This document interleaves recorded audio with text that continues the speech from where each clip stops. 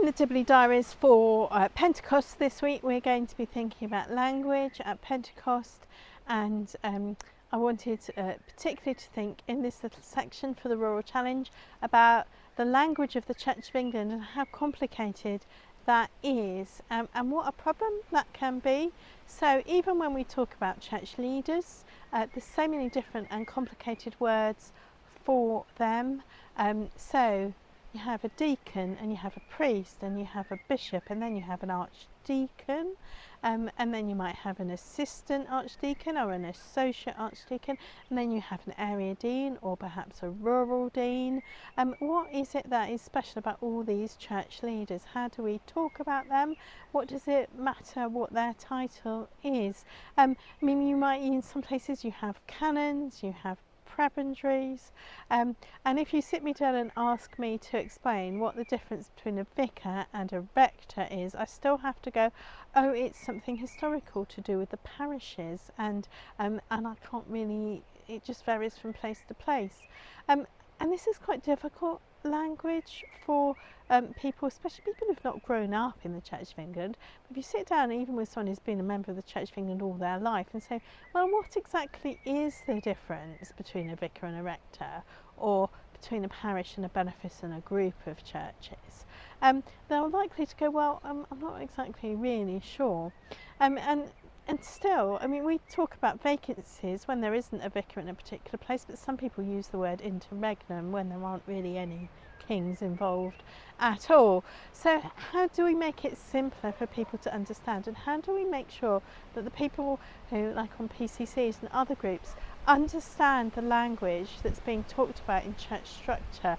How do we do that? How do we make it simpler for people to understand the words which we use in the Church of England to talk about our church structure?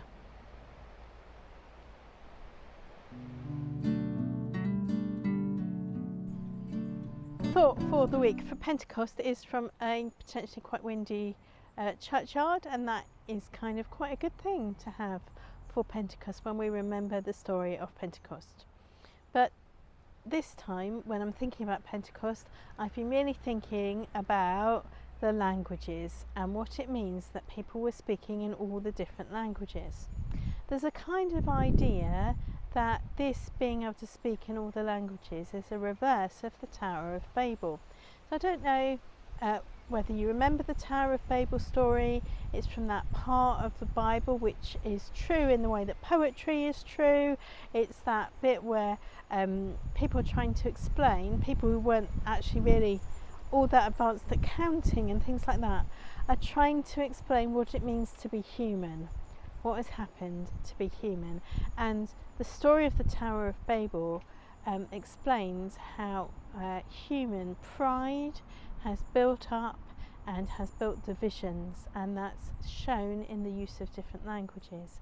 That's what has happened, and so there's divisions between all these people. They use different languages, and at Pentecost there's a gift where people are speaking all sorts of different languages. The Christians are speaking the different languages to explain the good news story of God.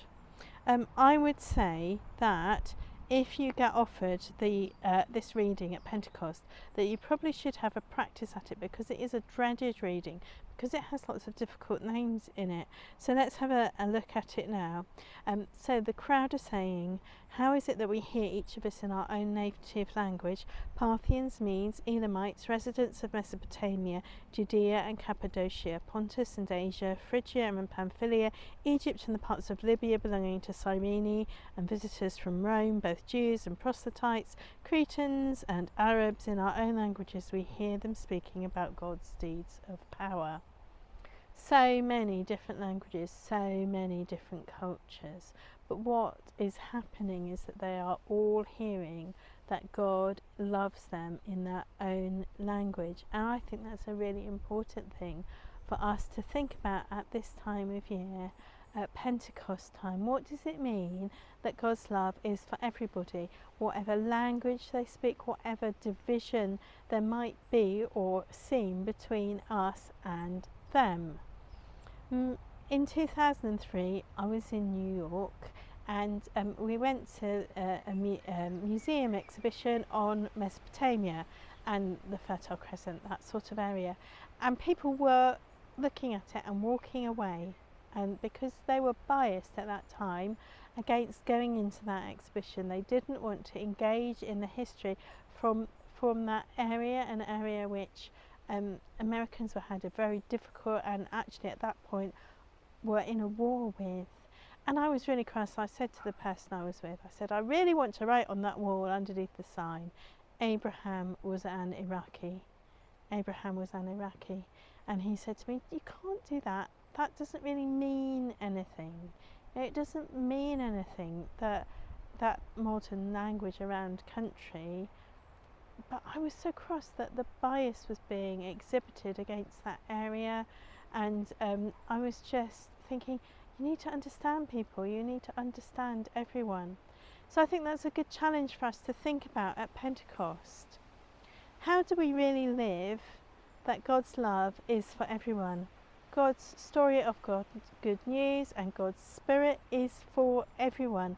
Whatever artificial barriers have been put in, whatever barriers of hatred, whatever barriers of bias and whatever barriers of judgment have been put in, God's love is for everyone. And that's why at Pentecost the Christians are speaking to everyone, kind of speaking to everyone in the world. That list of languages is kind of everybody that people really knew about or thought. It kind of symbolised the whole world. How are we living our lives as Christians and as church community in a way so we can be telling the amazing story of God to everyone, wherever they're from and however culturally different they are from us.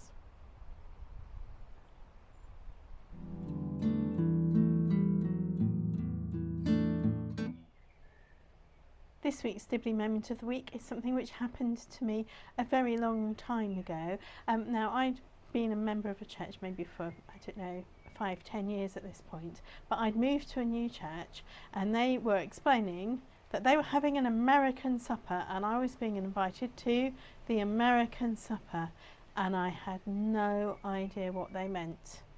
No idea at all. In the end, I asked the person who seemed to be the friendliest person and said, what is an American supper? And they explained what it was. I said, oh, it's a bring and share supper. And they were like, well, we call it an American supper.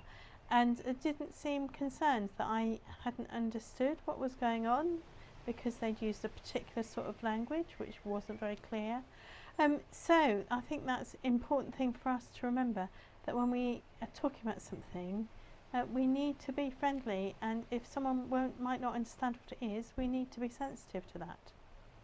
Well, that's it for the Dibley Diaries for this week. I pray that you and your village, however large or small, have a really blessed week where you can all hear and understand the story of God.